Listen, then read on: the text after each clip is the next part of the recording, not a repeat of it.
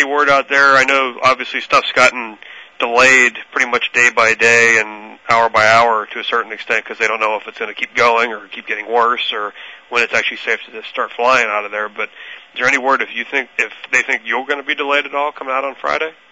Well, I tell you what, it's kind of a fluid situation, quite frankly. It has been all week long. I mean, there have been some airports that have put planes up only to close the airports again. But as far as today goes, about half of the total volume of flights in Europe are now up. That's still only half. But gradually, more and more places are beginning to put planes in the air. Germany, France, Italy, but Italy has always sort of had the planes going. They've been far enough south. It looks like there's at least partial clearance for tomorrow, and that would even include Britain. Right now, the restrictions are for about 20,000 feet or below in terms of the airspace. And, the thing that makes me nervous about this more than anything is that tension between business and economics and public safety. And it seems like you get conflicting reports a lot. We've had a lot of people, we've bumped into people that have called their airline, said, yes, the flight's going to go up, and then get an email somewhat later and say, no, we're not, the flight's been canceled.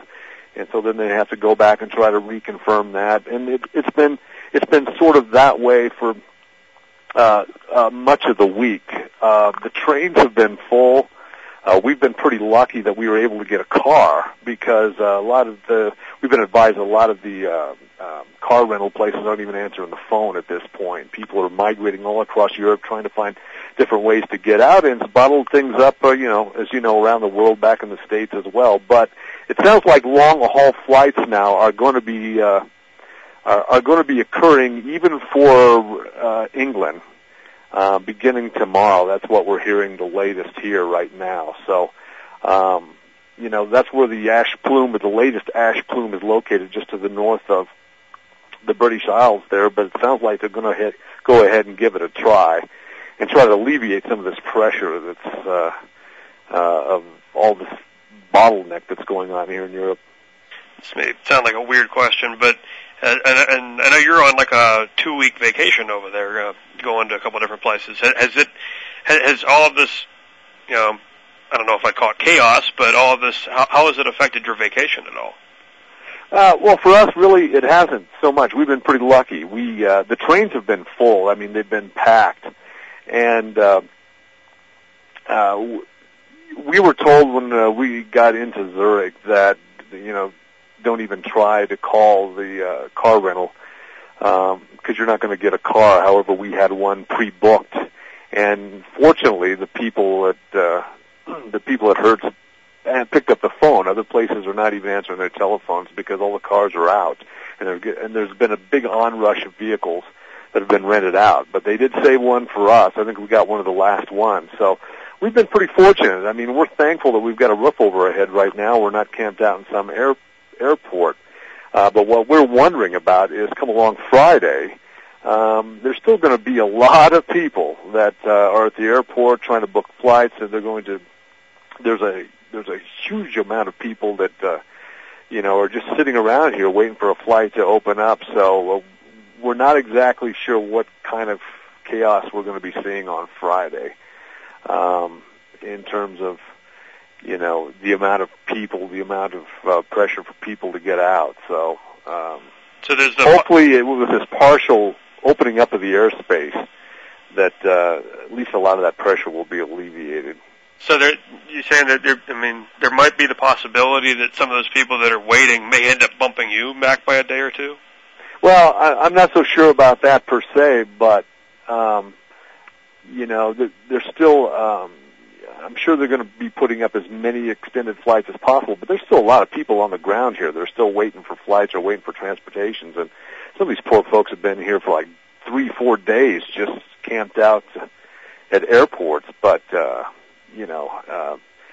some people, it's affected a lot of them. I talked to a guy just the other day who was at the computer saying, my family and we've been here for a long time.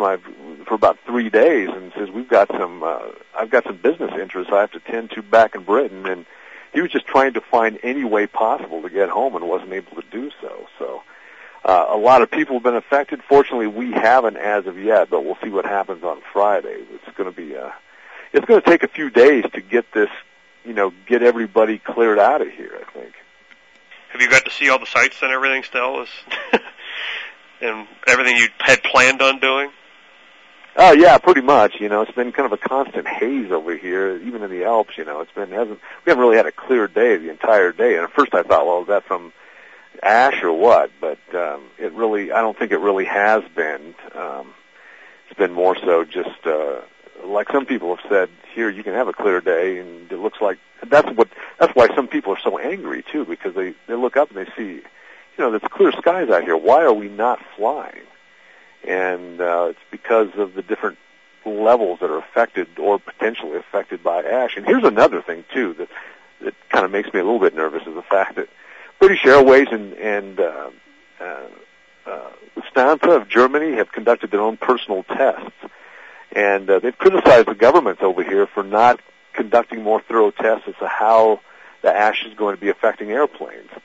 And so they conducted their own up to 40,000 feet and deemed it okay. We haven't had a problem. Let's go. Let's get the planes back in the air. And then you hear that the Finnish Defense Department has said that their F-18 Hornets have had volcanic ash residue sucked into their engines, and that this potentially could cause a problem. So, you hear one thing, and then you hear something totally opposite. So it's really hard to get the true story of what's going on. I don't think anybody really knows, quite frankly, or they don't know exactly. There's really no defined safe limit for volcanic ash, and no one has really said what a safe limit is for aircraft. So I think that's where a lot of the confusion lies. But a lot of humanitarian stories, man. I've heard people in the States where folks in New York City have just gone to the airport and picked up people and taken them into their homes, no questions asked, that, hey, we'll help you out here. Don't even know the people. I mean, there's been a lot of humanitarian stories there and over here at both, I think, from what I've been able to see. So brings out the best in people, and I don't know, everybody's pretty much taking it in stride here, I think. That's good. Very cool. All right. All right, I'll let you get back to your vacation. Take care. Say hello to everybody. I will. Auf Wiedersehen. Auf Wiedersehen.